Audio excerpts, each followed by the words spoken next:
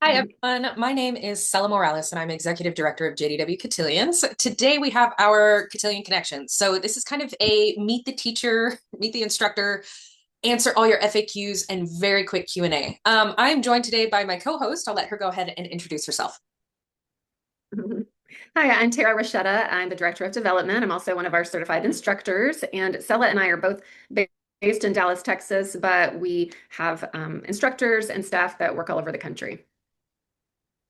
So today's main focus, we get a lot of repetitive questions from parents, but one thing that you should know about us is that we host over 60 programs across the country. So we're present in all four time zones. We're based out of Denver, Colorado with a secondary office in Dallas. And between our two teams and the fact that we travel everywhere just about every week during the active busy season, we connect with a number of communities and a number of parents. And there's a very different standard between, Las Vegas and Princeton, New Jersey, or Minneapolis and McAllen down on the border of Texas.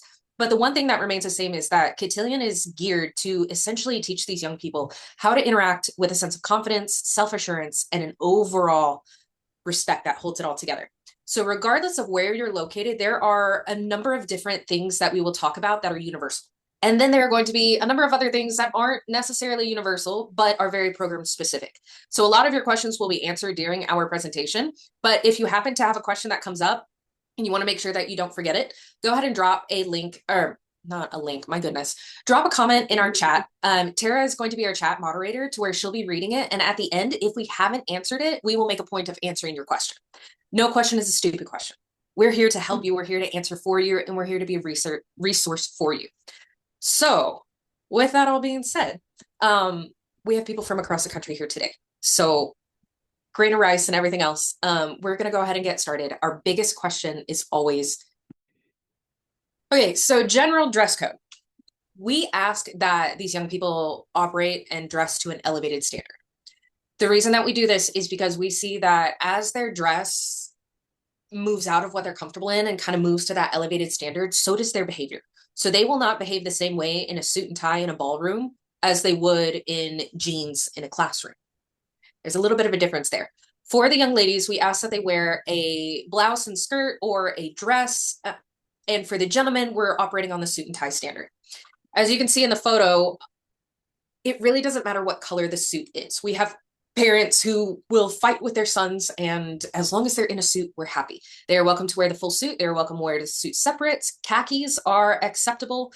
We don't prefer chinos, and we do not allow jeans. So just keep that in mind. Whether it's black, blue, navy, gray, or very special and some sort of pattern, if they're in a suit with a tie and a collared shirt, a dress shirt, as well as those dress shoes, they are fine. Whether it is a straight skinny tie or a bow tie, or if they want to be a little bit special and go with a bolo tie, that's fine. They just need to wear a tie. So let them have a little bit of fun and personality and add their own inflection to it. But the suit and tie standard for the gentleman is what we're looking for. We do ask that they wear actual dress shoes. We prefer the hard sole shoes, fully understanding that the dress sneakers are kind of a thing now. They're not our favorites. They do kind of contradict the message. Although they are accepted everywhere, including like Google and other places now as workwear attire, the hard sole standard does create a little bit of a difference mentally.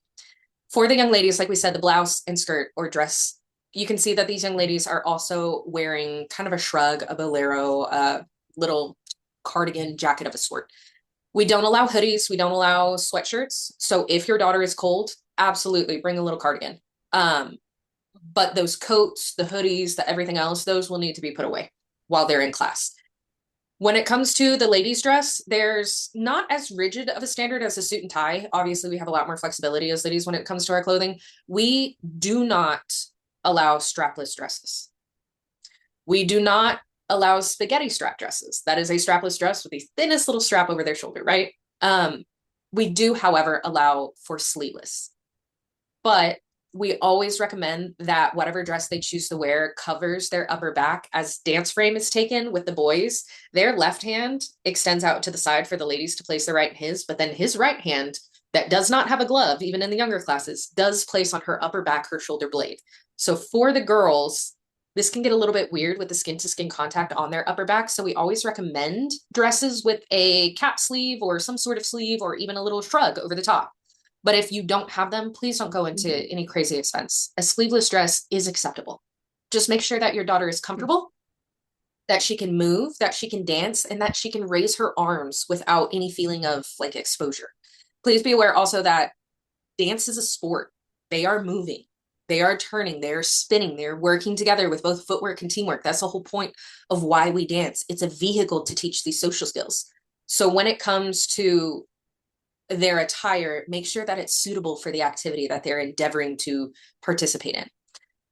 We don't require any sort of hosiery or tights. However, you are more than welcome to wear them. The young ladies in colder environments will wear them. The young ladies in hotter environments would rather run off into the woods than wear hosiery. We get that. With that being said, leggings and those footless tights, we don't allow pants and we don't consider those pants. So please make sure that if they are wearing any sort of hosiery or tights, that it's not in replacement of a skirt, but in addition to. For the younger classes, more often than not in the cotillion and club cotillion levels, we do require that the young ladies wear short white gloves. We're talking wrist length gloves, not the opera or anything further. Many young ladies choose a satin, some young ladies choose a cotton. We don't have much of a preference either way, but the gloves allow us to kind of circumvent the cootie mentality that's still in play at that age. They don't necessarily want to touch, and the gloves give us a little bit of a barrier between that so we can operate a little smoother. It also helps us in the interactions because these kiddos are incredibly anxious, and we know that palms get sweaty and it does get a little bit weird. And they are shaking hands with every single partner that they meet, and they are introducing themselves to every partner that they meet, and they are inevitably going to be dancing with a number of them throughout the night. So the gloves in the younger class are a assurance measure, if you will. For the older kiddos, that is the social skills essentials class. Typically for middle schoolers, we do not require the gloves. If they choose to wear gloves, they're welcome to. However, they are not required. And typically we reserve the gloves for the ladies. Gentlemen in both levels are not required to wear gloves. Most parents order them online, whether it's a local shop or Amazon or whatever else, or you might pull out grandma's lacy, beautiful gloves. Don't go to any crazy expense. They should be about $6 online.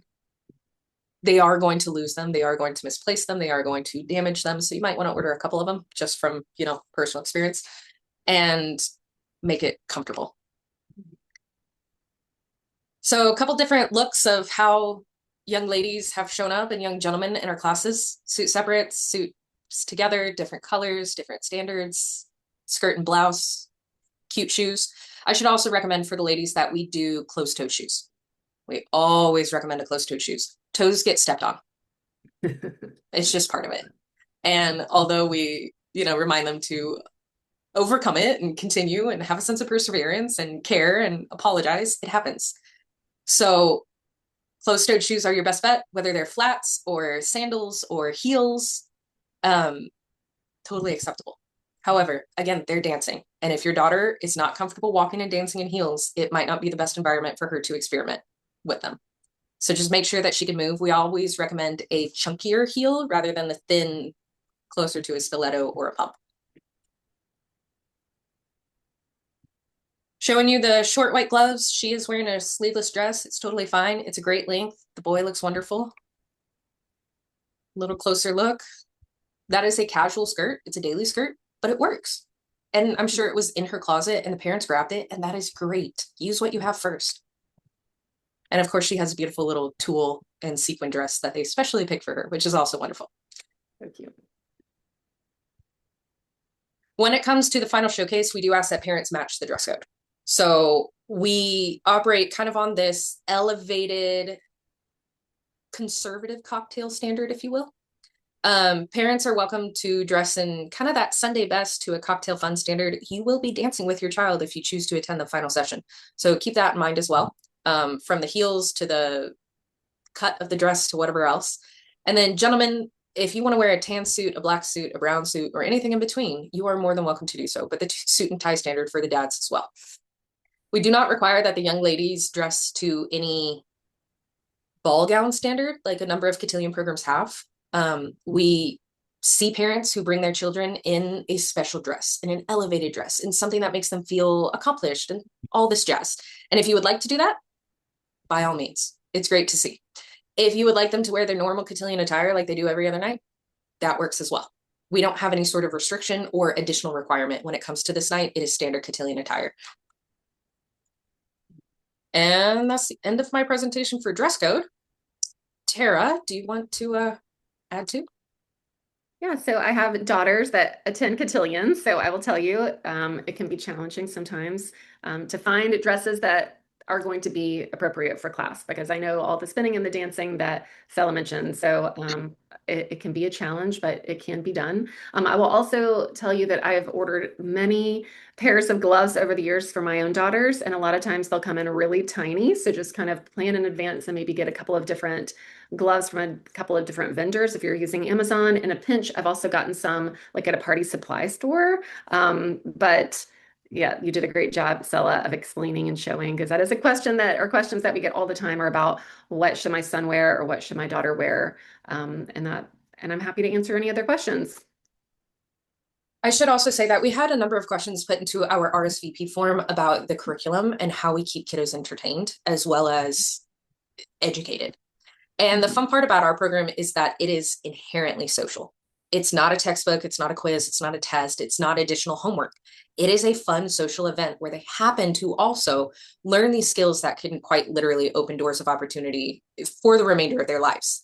When it comes to the structure of our classes, most of our programs have 5 sessions. There are a few select few programs that, based on the number of classes in that day or that night, have 6 sessions just because the class duration is a little shorter. But with that being said, with our 5 sessions, it's a very logical progression through essentially a natural relationship. The first session always focuses on first impressions, introductions, and the sense of like building a foundation for rapport between you and the other person. So you have to meet the person first. Then the second session, we focus on communication. For the younger kiddos, that's face to face. It's how to talk with someone, how to meet a new friend. What questions do you ask? What's appropriate to talk about? And then for the older kiddos, it's the concept of both verbal and nonverbal, using all the different elements of their communication to aid a very clear message, as well as a little bit of that digital etiquette that, we're hoping to lead them into a conscious sort of balancing in their lives. Then in their third session, more than likely, it is our teamwork and leadership for the younger kiddos, learning how to work together with the other people with a sense of care, courtesy, and respect. And then for the older kiddos, it is character and social intelligence. So how do they tailor their language, their approach, their perspective, their understandings to these different difficult scenarios and different environments and different audiences? So social intelligence comes in to that quite a bit. Then the class that we get the most requests for, usually our 4th session, is dining etiquette. Now, dining etiquette for the younger kiddos is a demonstration. They have to learn, they have to practice first. For the older kiddos, more often than not, it is a dinner dance. That is not the case at every single program. It's usually dependent on the venue, whether or not they have a kitchen on site or if they allow caterers, etc. So there are some exclusions to this. However, for the older kiddos, it's typically a 3-course meal. It's plated. They learn the European standard. They learn the American standard of table etiquette. They learn a lot of these host and guest dynamics, many, many tips and tricks, how to keep this conversation going to where it's entertaining and it's inclusive and it involves the entire table in a memorable sense, but also keeps their minds and hands busy to where phones don't have a place. The idea is that they know how to compose themselves at the table. And then the final session, of course, our 5th session, is a celebration. They've made it this far. It was weird. They're middle schoolers. We understand that there's a lot of social anxiety and it's a reason to celebrate. So that's when the parents join us. You're invited out. We share everything that we've learned. You get to dance together and we have a big old party. And then the season wraps. Mm-hmm. So when it comes to our curriculum, it's very logical. Meet them, chat with them, work with them, dine with them, celebrate with them. Mm-hmm. So hopefully, depending on the level that your child attends, this idea of returning to the course is a very important thing because these levels do build. That being said, if your child is joining us as an older student, has not completed the younger class, it's not a deterrent. We don't require any sort of prerequisites. We don't require outside time, and we certainly don't require like volunteer hours or an application of any sort. If you have a student, a friend, a cousin, a family member who has never attended Cotillion before and they jump into the older class, they are perfectly okay. It's Mhm. one of those that we cover everything up to and then some.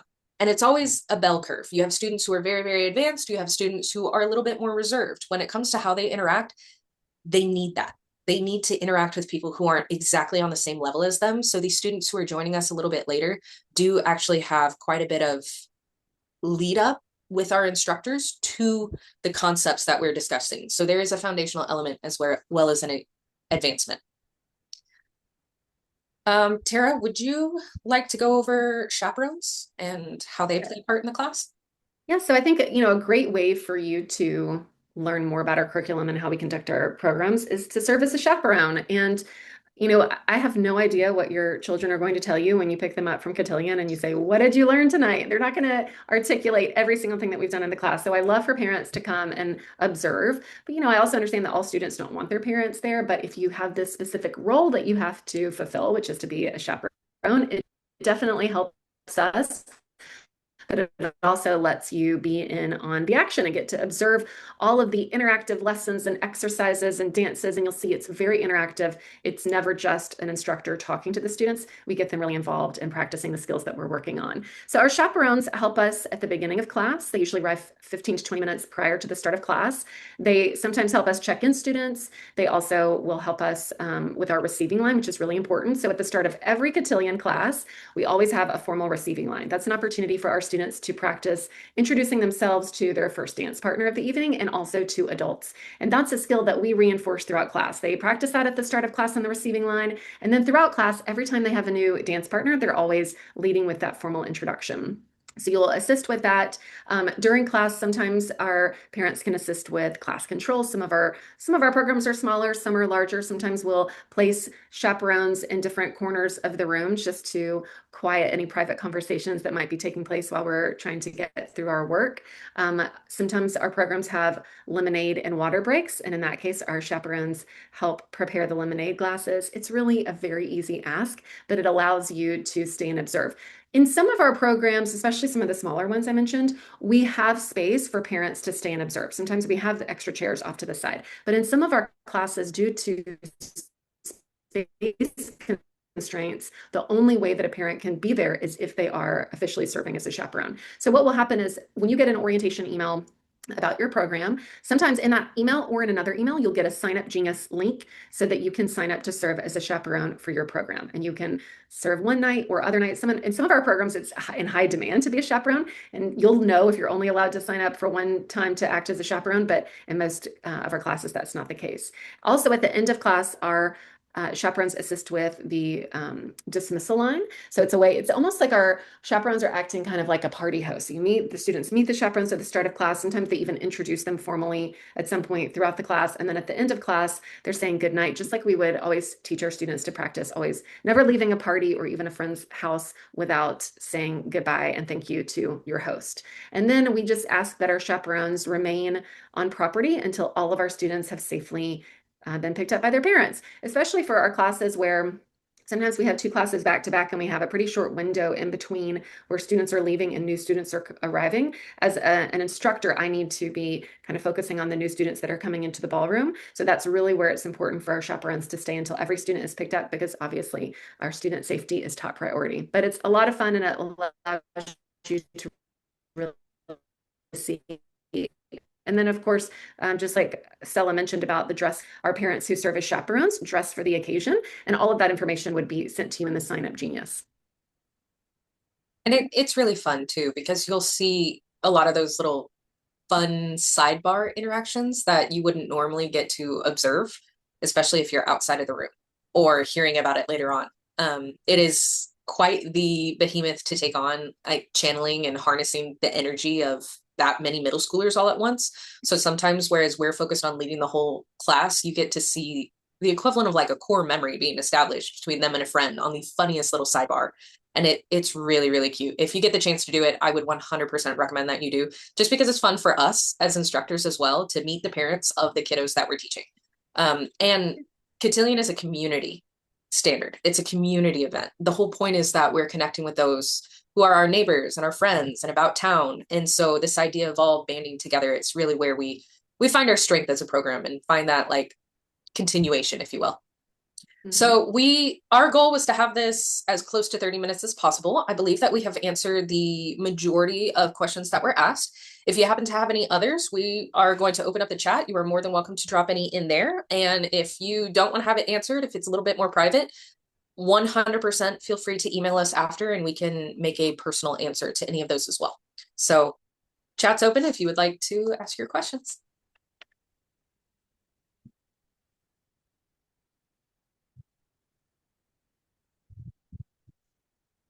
I think the chat's disabled. I can't respond to that.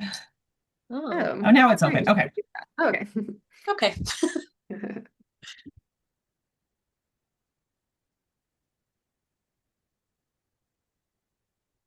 So my daughter has Cotillion at the end of the month. She starts one of our earliest programs. And I've been fielding a lot of questions from parents in my community, like, I don't know, are they going to have fun? And I will tell you, the kids have a lot of fun. Everyone's very nervous the first night, and they all pretend like they're not going to like dancing with one another. But dance is an important tool that we use in the class to keep our students moving and kind of breaks up the social skills lessons. And at the end of the day, it's also not just to be fun, but it's a formative experience for them. I mean, having fun is the icing on the cake, and it is great for them to be so dressed up and social with one another. But if you have any questions about like, you know, if your child is giving you any pushback about signing them up for Cotillion, I'm definitely would love to talk with you more about that because I'm a parent of a child who sometimes has given me pushback about Cotillion too. And you know, the highest praise you'll receive from a middle schooler is, wasn't that bad. That's true. And we know that, and it's okay. So when it comes to how they get in the car, um, they'll tell you that they learned nothing. They tell you that it wasn't awful. And for a contrarian middle schooler, that's high praise. So when it comes to how they're interacting, that's another reason we say stay and watch one class or chaperone if you can. When you're watching them, you'll see them smiling. You'll see them laughing. For You'll see sure. their shoulders drop. You'll see them settle into it, even if they tell you that I learned nothing and it was terrible. So, my ears deceive, but my eyes know what I saw, and you had a Right. great time. Okay. Jody asked, how are dance partners chosen? So this is great. When they come through the receiving line at the beginning, they are effectively randomly paired with a gentleman or a lady across the aisle. So at the top of the line, after they have introduced themselves to their chaperones on their respective sides, they do the same introduction with a partner. They then take escort position and take a seat, and we move into our first social skills set. For the first night, it's usually how to make an introduction. Then we get them all up and typically in a circle of a sort. We put the ladies and gentlemen on the inside and outside facing each other. So then as they're practicing the dance steps, we might have taught the dance steps separately or independently, depending on the age, or taught them together. Some dances are really basic, and others are much more complicated. So when they're putting the dances together, we do a number of practices based on the instructor's calling in the circle. And they're switching partners between practices. So if you attend, you'll most likely hear us say, okay, thank your partners, ladies, one gentleman to the right, and please introduce yourselves. That's like the broken record that plays throughout the entire night. So it's not uncommon for a student to have 8 to 10 partners in a night. We usually do 2 dances and they'll switch partners 4 to 5 times per dance. So then after they've practiced it a few times, they then switch to a new partner and we try it to music, and they're free to chat and discuss, and we give them conversation topics, but it's their responsibility to take the fun at that point. They're no longer responding to us, they're taking the lead, which is one of our big premises. And even while the music's playing, we're still calling for them to switch partners, or we're doing the cutting in standard with the older kiddos specifically. If we notice that they're a little too chummy and it's becoming disruptive, they get broken apart. Otherwise, the system kind of continues in that moving to the right, and it's a random pairing. They might dance with the same person again and again, depending on how they line up in the receiving line. They might never dance with that person for the remainder of the season. It's kind of luck of the draw at that point, and it's fun for them to figure out who's going to be and who's coming down the line, and that anticipation aids in the fun of it. Mm-hmm. Tara, you want to take that one? Let's see. Okay, the next question is what type of dance? So it's mostly ballroom. So we do classic dances like the foxtrot. We also do swing dances like the swing hustle, jitterbug. We have lots of great Latin dances that we do, like the bachata, the merengue, the cha-cha. Some of our programs, not all programs, have theme nights. So sometimes for those programs that do have theme, it's usually 50s night or Boots and Pearls, which is Western.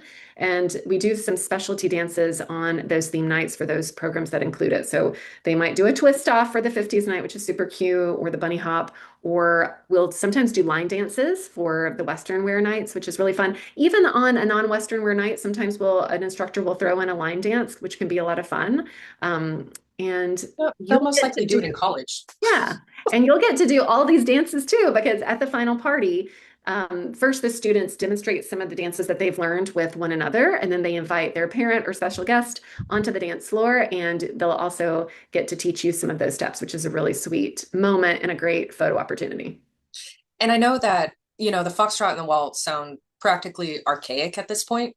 That being said, these rhythms are timeless. The waltz has been around since the 1780s, and it's gone through many different iterations socially in what's considered like cool. If you listen to a lot of the like outlaw country, actually, the cha-cha rhythm is huge in like the Brooks and Dunn era. And it's really fun for us to see how it comes around. But what that also means is that we have music from many different decades. They're not only going to listen to Frank Sinatra or the Blue Danube or Strauss or whatever else for the waltz. We have Dua Lipa, we have Bruno Mars, we have Lady Gaga. We have a lot of fun music for these kiddos, but we also have the Eagles, we have Brooks and Dunn, we have George Strait, we have Alicia Keys. Mm-hmm. There's a lot, a little bit here and there, but our goal is to make it as diverse as possible so that they have the mentality that, oh, I recognize this song. We did that at Cotillion.